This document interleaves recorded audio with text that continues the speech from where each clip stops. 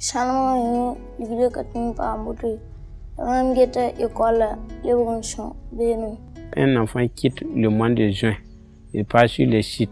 Le mois d'octobre arrive, il sait que il doit retourner à l'école.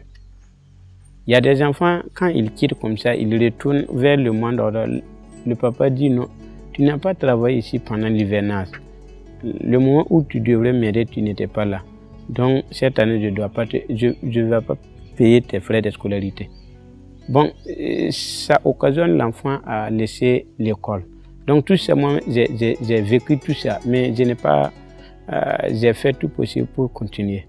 Nous savons tous que les enfants sont dans les sites d'orpaillage, tout le monde voit ça, mais il n'y a pas concrètement des gens qui se lèvent pour lutter contre le problème ou pour parler de ça.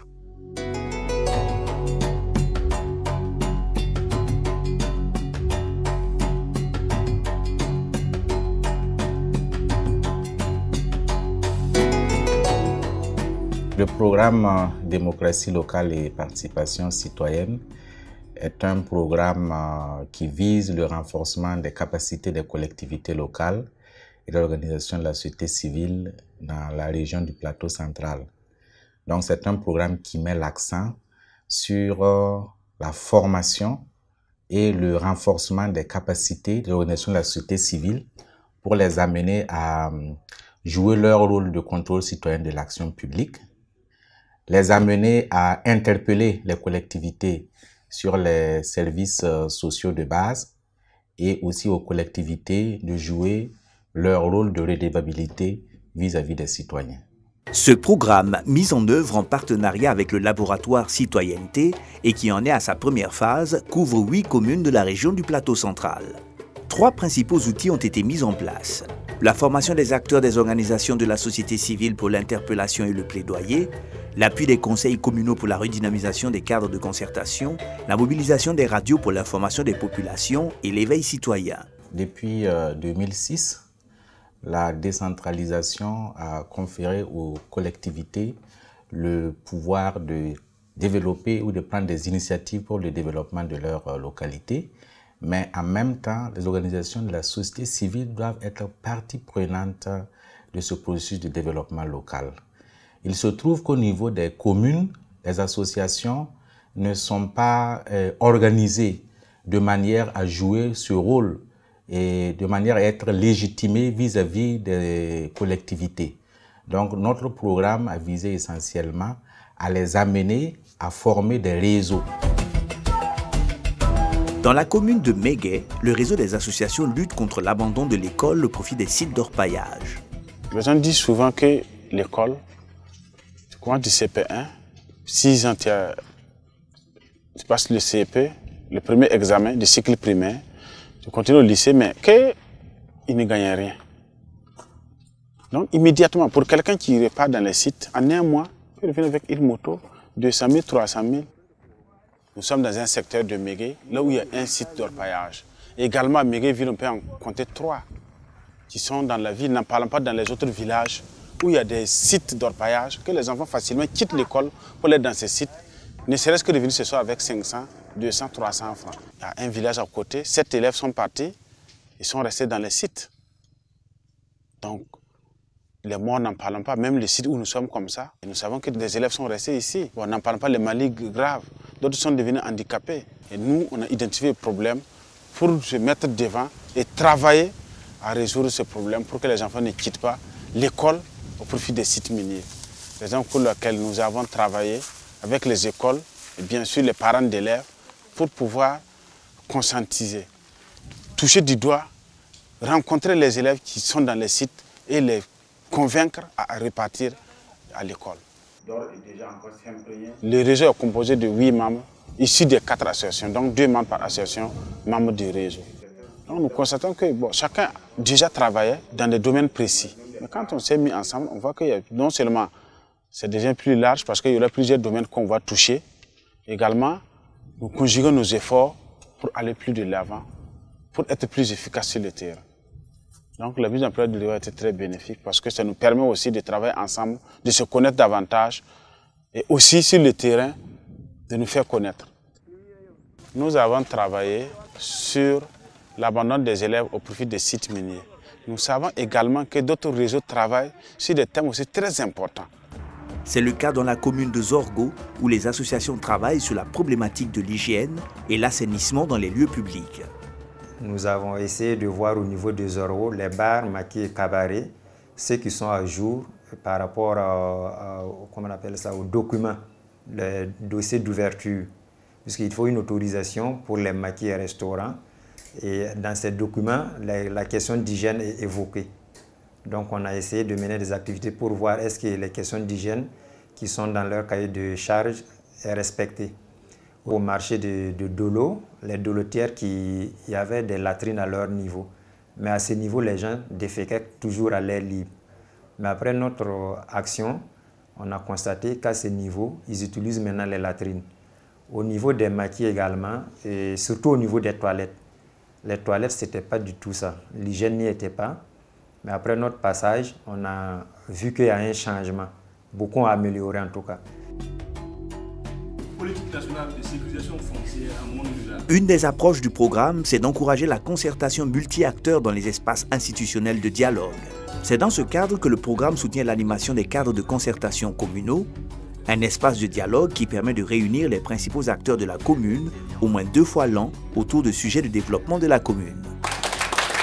C'est les acteurs de la commune, les différents acteurs qui œuvrent au développement de la commune qu'on a regroupés sur un point qui est le problème du foncier. Et c'est ça aussi, quand on nous parle de démocratie, il y avait des chefs traditionnels, il y avait des religieux, il y a les responsables des femmes, des jeunes, les associations, les CRA, vous voyez que tout le monde y est. Donc c'est les acteurs même qui travaillent sur le plan communal. Ça permet de connaître un peu les difficultés au niveau des services et ça va quand même orienter les conseillers dans les prises de décision, dans les échanges, et bon, ça pourrait les guider selon moi. À Boussé, le cadre de concertation communale a porté sur le thème de l'incivisme fiscal.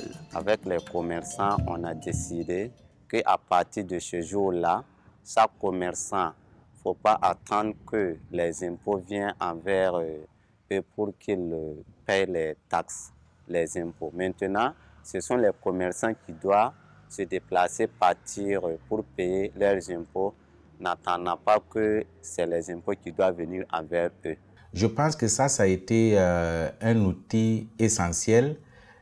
Notre objectif, c'est d'arriver à créer cette habitude au niveau des conseils municipaux pour avoir des cadres de concertation. Par exemple, vous savez, dans les communes, il y a plusieurs acteurs qui interviennent. Cela permet au conseil municipal de mieux orienter les différentes actions pour éviter qu'il y a des villages qui bénéficient beaucoup plus d'appui pendant que d'autres n'en ont pas. Et ça permet aux différents acteurs qui interviennent, qui investissent dans la commune, de mieux se concerter. Parce que quelquefois, s'il n'y a pas ces actions de coordination, certaines localités peuvent être défavorisées par rapport à d'autres. Et ça crée aussi un cadre de redevabilité et d'interpellation au niveau de la commune.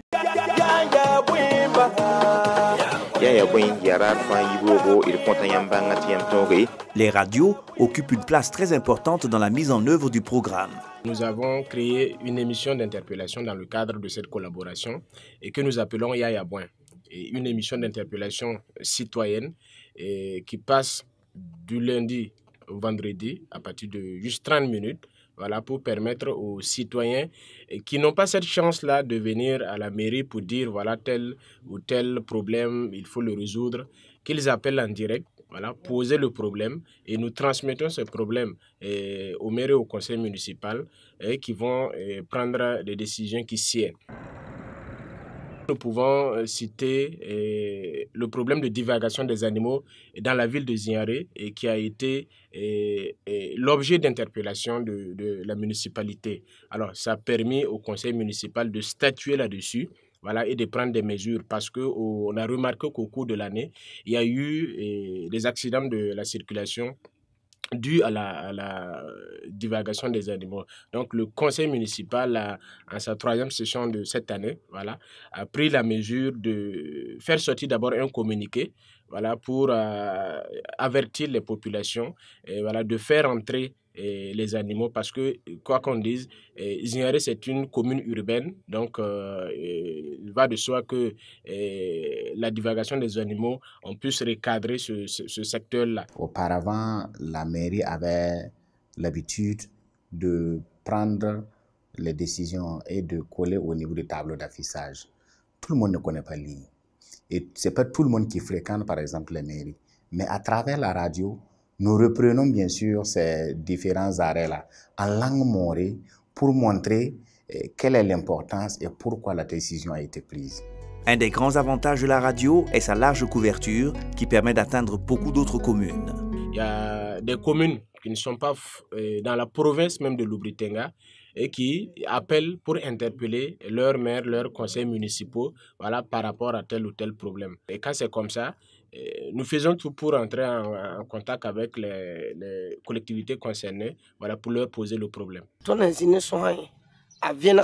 que n'est pas où qui la radio a pyramide. Bali a serra province torzanga. Tihin yid province tormen kilra. La rikalim a con casse zinia tab men handik. Témoignage sa ton mana manti son nimbuide. L'impact du programme va au-delà des 8 communes d'intervention que notre programme. Et naturellement, il y a des maires qui sollicitent des appuis. Nous, on était conscients qu'à travers la radio, ça va aller au-delà des zones de couverture de notre projet.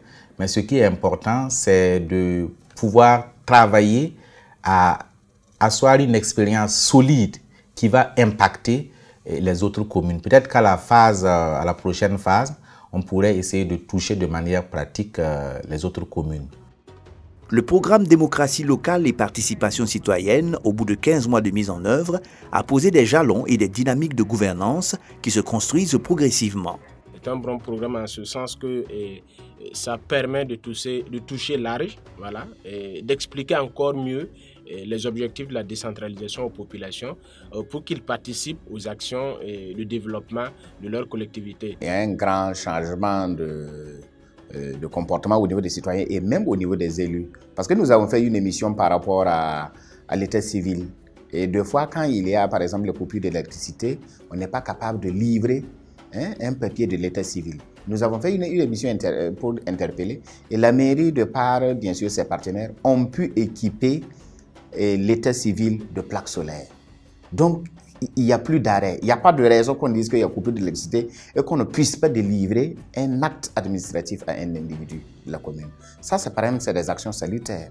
On a évalué, les résultats étaient concrets. Donc, nous allons entamer la deuxième phase, 2019-2020, qui va se traduire par le renforcement de ce qui a été mené pendant la première phase.